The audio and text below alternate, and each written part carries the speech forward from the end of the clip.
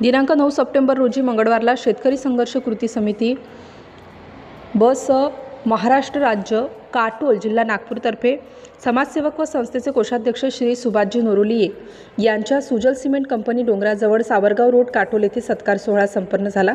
नुकतीच लोककला सेवा मंडळ काटोलवर संस्थेचे अध्यक्ष बाबाराव वाघमारे यांची लोकसेवा नागपूर जिल्हा मीडिया प्रभारी म्हणून नियुक्ती करण्यात आली, तर सौ सुनीता काळे यांची लोककला सेवा मंडळावर महाअध्यक्ष म्हणून नियुक्ती झाली। ह्या नियुक्त्या मंडळाचे सर्वेसर्वा कविवर्य प्राध्यापक राजकुमारजी घुले व राष्ट्रीय कोषाध्यक्ष श्रीमती श्वेताताई राहंगडाले यांनी दिली होती।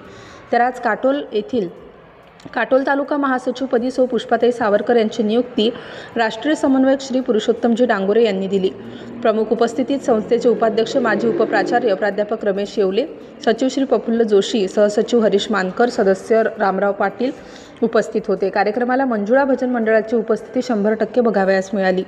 इतर उपस्थितीत डॉक्टर सुधाकर कावडे, माजी नगरसेविका सौ जयश्री भुरसे, ज्योती राऊत, सौ वर्षा कुरेकर, श्री कृष्णाजी डफरे, श्री योगेश फाले, सौ मीना फिसके, श्री निशांत देशमुख, सौ रंजना मालपे, खुशबू ठाकरे, रामदासजी लोखंडे, सौ ललिता खोडे, भीमराव गायकवाड, सौ रमा रेवतकर, सौ सुनीता उडके, सौ कुसुम सलाम, सौ संगीता आमटे, सौ यमुना परोडिया, श्रीमती वर्षा मोरे, नरेश फरकाडे, रोशन जावडकर, गोपालजी भिसे इत्यादी संस्थेचे सचिव प्रफुल्ल जोशी यांनी संस्थेच्या समोरील वाटचालीत असणाऱ्या कार्यप्रणालीवर आपल्या संबोधनात प्रकाश टाकला। सर्वांनीच आपले मत व्यक्त करताना शेतकरी व लोककला याकरता एकत्रितपणे येऊन आणखी जोमाने काम करण्याचे विचार व्यक्त केले।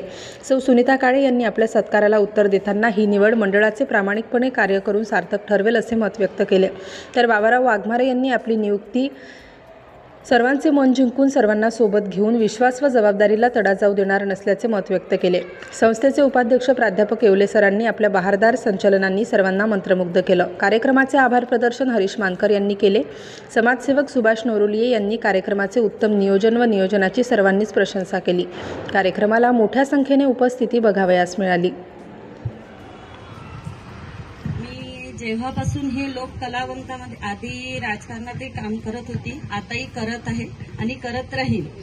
पण जे काही मी लोक कलावंतामध्ये जेव्हा मला मान दिला, जेव्हा मला त्यांनी पदावर घेतलं, तेव्हा असं वाटलं की आपण खरोखरच काहीतरी करत आहे। नाहीतर काम करत होती इकडे तिकडे जाऊन सगळ्यांचे काम, मला तशी आवड होती सर्व सामाजिक, कोणाचं म्हाताऱ्या लोकांचं काम करायचं, कोणाचे शिक्षणाचं हे असलं तर आपली वर्गणी करून त्यांनी फी भरायची। आता वरुडच्या पोरांची हे करायची होती तर त्यांची फी स्वतः आम्ही इथून पाठवली। म्हणजे आवड होती, पण जे आवड होती मला जे काही शिकायला मिळालं ते लोक कलावंत सेवा मंडळातून मिळालं। म्हणजे जगण्यात मजा होती, जो जगतात स्वतःसाठी, जो जगतात, जो जगवतात तेव्हा मजा वाटते, जो जगतात तेव्हा मजा नाही वाटत। म्हणून बाकीच्यांनी मला जे काही हे आता त्यांनी पदाची नियुक्ती दिली, मी त्या पदाची माझ्या हातानं चुकी झाली किंवा नाही झाली, मी आतापर्यंत सगळ्यांनी पार पाडले। तसंच आता अध्यक्ष बनून मला नियुक्ती केली, असंच मी सर्वांच्या कामाचा स्वीकार करीन आणि माझ्याकडून जे झालं ते मी तेवढ्या पद्धतीनं करीन। तसेच शेतकरी संघटनेनं जो माझा जो सत्कार साहेबांचा घेतला, वाघमारे भाऊंचा जो सत्कार घेतला, मला खूप अभिमान वाटलं। पण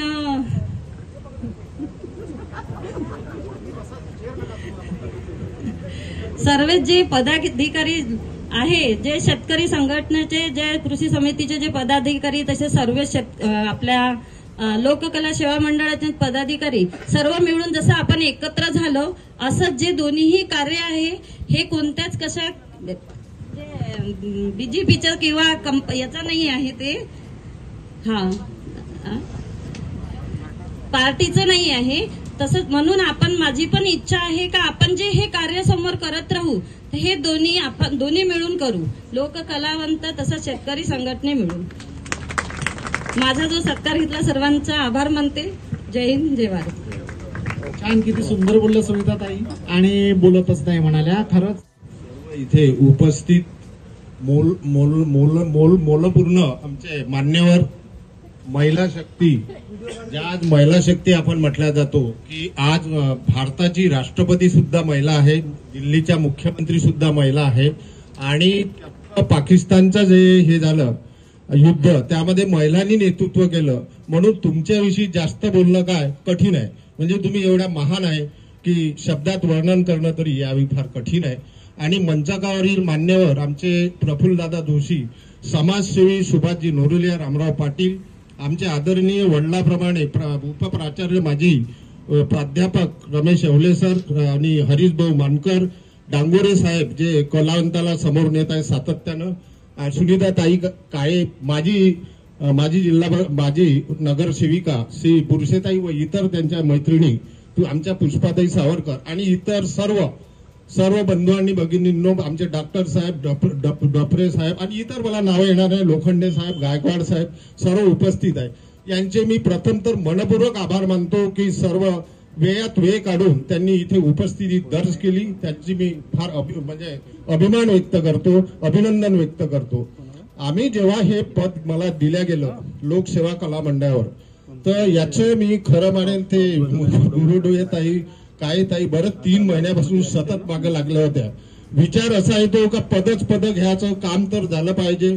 शेवटी घरगुती कामं असतात आणि आपला प्रपंच सुद्धा चालवायचा असतो, त्याच्यातही समाजकार्य करायचं असते. पहिले पोट महत्वाचं असते, त्याच्यानंतर समाजकार्य, कारण की आपल्याला जीवन जगणे फार गरजेचं असते. त्यामुळे करायचं तर कसं करायचं. काल एक किसान आघाडीच्या महिलांनी मला महाराष्ट्र अध्यक्षाची, मी म्हटलं एकही पद याच्यानंतर मी घेणार नाही. लोकसेवा मंडळ आणि शेतकरी संघर्ष बहुउद्देशीय संस्था याला वाढवण्याचीच माझी मानसिक तयारी आहे. आणि साहेबांनाही ते सांगितलं मी की जिथे मला वेळ भेटेल, आपल्या घुले साहेबांना आणि रांगाडे ताईचा, श्वेताताईचा सुद्धा फोन आला होता सकाळी, त्यांच्यासोबतही बोलणं झालं, तर त्यांना एकच सांगितलं मला जिथे शक्य होईल तिथे मी 100% प्रामाणिक, देश भावना न ठेवता, कुणावर टीका टिप्पणी न करता सरळ काम करत चालेल. कारण की एखाद्या झाडावर जर खूप संत्र आले, ते झाड असंच वागते, त्याला बाकी बोलण्याची गरज राहत नाही. एवढा भार होते आपल्यावर की तो भार सहन होत नाही, बाकी बोलण्याची गरजच नाही. आणि कोणावर टीका टिप्पणी न करता सरळ काम करत चालणे, प्रामाणिकपणे जेवढं होईल तेवढं माझ्याकडून प्रामाणिक इमानदारीने मी तुमचं काम करेल. राहिला प्रश्न लोकसेवा कला मंडळाचा. लोकसेवा कला मंडळ हे लोकांची कला जपण्यासाठी आहे. तुम्ही कला जपता, आम्ही शेतकरी जपतो. आमची समिती आहे, तुमची समिती आहे. आणि मला असं वाटतंय का लोकसेवा कला मंडळाचा प्रत्येक व्यक्तीजवळ शेती आहे. असा कोणी आहे का त्याच्याजवळ शेती नाही आहे? प्रत्येकाजवळ शेती आहे. म्हणजे त्यांना शेतीचीही गरज आहे, आम्हाला लोककलेची गरज आहे. आमची समिती आहे, तुमची समिती आहे. तुमचाही पक्ष नाही, आमचाही पक्ष नाही. बजेट बसते ना, चांगलं बजेट बसते. आपण बजेट बसून घेऊ ना, बरोबर. तुम्ही तुमच्या गावात स्थापना करा शेतकऱ्याची, आम्ही लोककलामध्ये तुम्हाला साथ देतो, बरोबर आहे. मग राहिला आपण जेव्हा कार्य करत आहे याला पैशाची सुद्धा गरज असते, बरोबर आहे, लक्षात घ्या. आता साधारण कार्यक्रम आहेत. मला आता डांगोरे साहेबांनी जस्ट म्हटलं तर तुम्हाला वाटत असं आले बसले, पण सुभाष भाऊले माहीत, सकाळीच मला माहीत काय करून राहिलो. खुर्च्या आणणं, पेंडाल लावणं, घुसले 2-4 हजार. आपल्याला वाटतं साधी गोष्ट नाही. म्हणजे कोणतीही संस्था आणि समिती चालवताना पैसा फार इम्पॉर्टंट आहे, बरोबर आहे. त्याच्यासाठी कोणी पैशाची मदत करा, कोणी कशी करा. जर आपल्याला न्यूज लावायची आहे, प्रामाणिकपणे सांगतो, 15 ऑगस्ट 26 जानेवारी दिवाळीला त्याला याड दिल्याशिवाय न्यूज लावत नाही. का बरं लावल? तो काय गरज आहे त्याला? काय घेणं देणार? जेव्हा आपण याड देतो त्याला आपण ताकदीनं म्हणू शकतो, भाऊ आमचं का नाही लागलं, काम का नाही त्याला, काहून याड कमी पडली, आणखी काही करायचं. आज ह्या जमान्यामध्ये हे चालूच असतं आणि ते काही गैर नाहीये, ठीक आहे.